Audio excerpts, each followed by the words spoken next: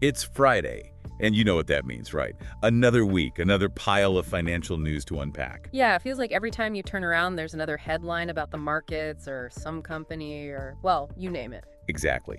So today we're diving headfirst into all of it: bank earnings, Tesla's latest moves, even a hurricane's impact on the markets.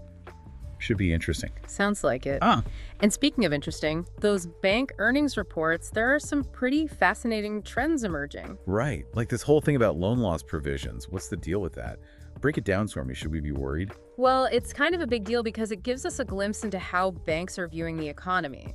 Essentially, loan loss provisions are the amount of money banks set aside to cover potential loan defaults. Oh, okay. So like if they're setting aside more money, does that mean they think more people are going to default on their loans? Essentially, yeah. We're seeing JP Morgan Chase, Wells Fargo, a bunch of them, increasing these provisions, which suggests they're anticipating tougher times ahead for borrowers. That does sound a little unnerving. So are we talking about a potential wave of defaults? It's not necessarily a sign of an imminent crisis, but it's definitely something to keep an eye on. Remember, banks are required to make these provisions based on economic forecasts. They're not just pulling these numbers out of thin air. It's a cautious outlook, for sure. Okay, that makes me feel a little bit better. But speaking of cautious, what's going on with Wells Fargo? Their profits took a hit this quarter, right? They did. And, a lot of that can be tied to the current interest rate environment. Because higher interest rates mean banks have to pay more to depositors, which eats into their profits. Exactly. And this is something we're likely to see across the entire banking sector as those rates continue to fluctuate. So it's kind of a double-edged sword for the banks right now. But this is where it gets really interesting to me. BlackRock is reporting record highs in asset management. How are they thriving when other big players seem to be struggling? Well, for one thing, BlackRock has a huge stake in the ETF market, and those are still going strong. ETFs, those are exchange-traded funds, right? I know those have become super popular. Yeah, they have. ETFs offer a way for investors to diversify their portfolios without having to put all their eggs in one basket, so to speak. And BlackRock is basically the king of ETFs. So even with all the economic uncertainty, investors are still finding ways to grow their money, and BlackRock is reaping the benefits. It seems that way. It just goes to show, even in a complex and sometimes volatile market, there are always opportunities out there. It's wild, isn't it, how different parts of the market can be telling such different stories. But hey, speaking of interesting stories, we've got to talk about Tesla.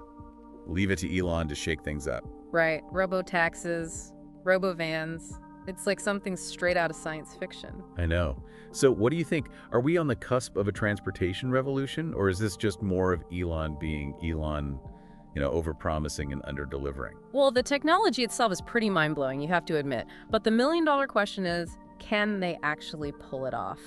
Musk has a bit of a reputation for setting some pretty ambitious timelines. That's putting it mildly. I mean, remember the Cybertruck.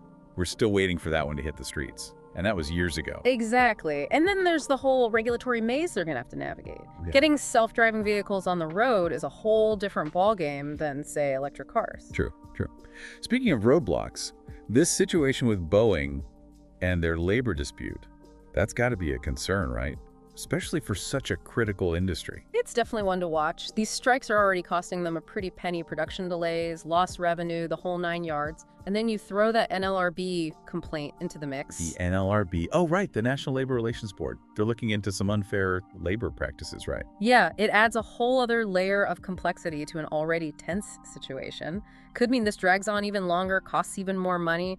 Really underscores how important that balance between labor and management is, especially for a company like Boeing, a global giant. Absolutely. Okay, so we've got potential loan defaults, interest rate swings, self-driving cars stuck in regulatory limbo, labor disputes.